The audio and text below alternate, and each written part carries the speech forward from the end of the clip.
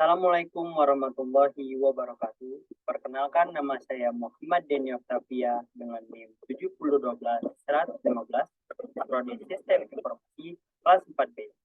Di sini saya akan menjelaskan atau tepatnya mempresentasikan tugas materi yang telah diberikan oleh dosen pengampu saya, yaitu Bapak Robi Setiawan, MSI, dengan judul materi Project Management Office atau yang lebih kita kenal dengan PMO. Apa itu Project Management Office atau PMO? PMO adalah sebuah tim atau departemen internal maupun eksternal yang membuat dan menjaga standar manajemen proyek di satu perusahaan.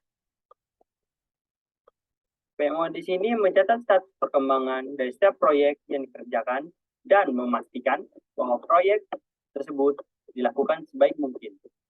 PMO juga memastikan perusahaan dapat menyelesaikan setiap proyek tepat waktu dan sesuai dengan budget yang telah ditentukan. Tugas dan tanggung jawab dari PMO. Yang pertama yaitu mengelola sumber daya bersama, mengidentifikasi dan mengembangkan manajemen proyek, pembinaan, pendampingan, pelatihan, dan pengawasan, memantau kepatuhan terhadap standar melalui audit proyek, mengembangkan dan mengelola kebijakan proyek, koordinasi komunikasi lintas proyek, memimpin transfer pengetahuan, menghentikan proyek, dan keputusan lainnya atas proyek yang dinilai terbaik untuk organisasi ke depannya atau tujuan proyek ke depan. Selanjutnya yaitu manfaat dari PMO. Membantu Board of Director dengan menentukan prioritas dari sejumlah pilihan investasi dengan mempertimbangkan biaya, manfaat, risiko, dan waktu. Top-down portfolio budgeting. Di sini berguna untuk meningkatkan keyakinan mengenai kemana dana seharusnya diinvestasikan untuk mencapai tujuan perusahaan, meningkatkan kemampuan bereaksi terhadap perubahan pasar, dan memperbaiki posisi dalam persaingan. Membantu manajemen dalam mengelola anggaran untuk memudahkan perusahaan menyusun anggaran dan perubahan. Mekanisme persetujuan investasi yang jelas dan transparan, serta memperjelas kepemilikan setiap investasi yang ada. Kapasitas perencanaan adalah untuk pengelolaan sumber daya yang telah efisien, yang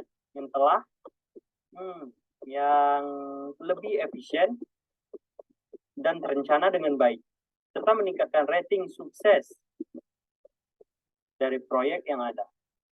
Sentralisasi data seluruh proyek adalah untuk meningkatkan pemahaman yang sama terhadap seluruh aspek proyek dan proses pengambilan keputusan yang lebih baik dan cepat.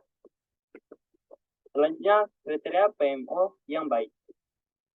Memberikan manfaat jangka panjang yang nyata untuk bisnis, selaras dengan strategi dan budaya perusahaan, cukup gesit untuk beradaptasi saat strategi bergeser, merupakan faktor pendukung utama bagi organisasi berkinerja tinggi, mengintegrasikan data dan informasi dari proyek strategis perusahaan, memungkinkan pembagian atas sumber daya, metodologi, alat, dan teknik untuk keberhasilan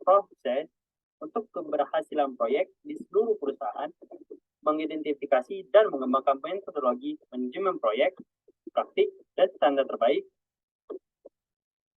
dan menjadi seorang pelatih dan mentor yang dapat memberikan pengawasan untuk para manajer dan staf proyek. Selanjutnya, skill yang dibutuhkan untuk bekerja dalam tim Project Management Office. Yang pertama adalah perhatian terhadap detail.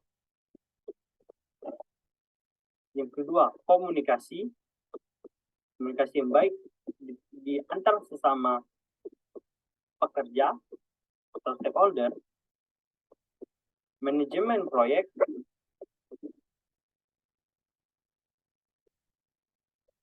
visi yang baik, mengorganisir, problem solving atau pemecahan masalah, manajemen risiko, manajemen risiko yang ada dengan mengurangi dampak yang terjadi, tetap tenang dalam tekanan kalau terjadinya tiba-tiba risiko yang muncul, dan tekanan dari banyaknya efek atau banyaknya Bagaimana? Banyaknya permintaan dari klien dan seterusnya. Selanjutnya, jabatan dalam suatu departemen PMO. Yang pertama ada direktur project, yang kedua manajemen program, yang ketiga manajer project, yang keempat schedule project, yang kelima planner project, dan yang terakhir controller staff administrasi. Baiklah, sekian dari pemaparan materi saya. Maaf jika ada penjelasan atau kata-kata yang salah dalam penyampaian saya. Sekian dari saya. Wassalamualaikum warahmatullahi wabarakatuh.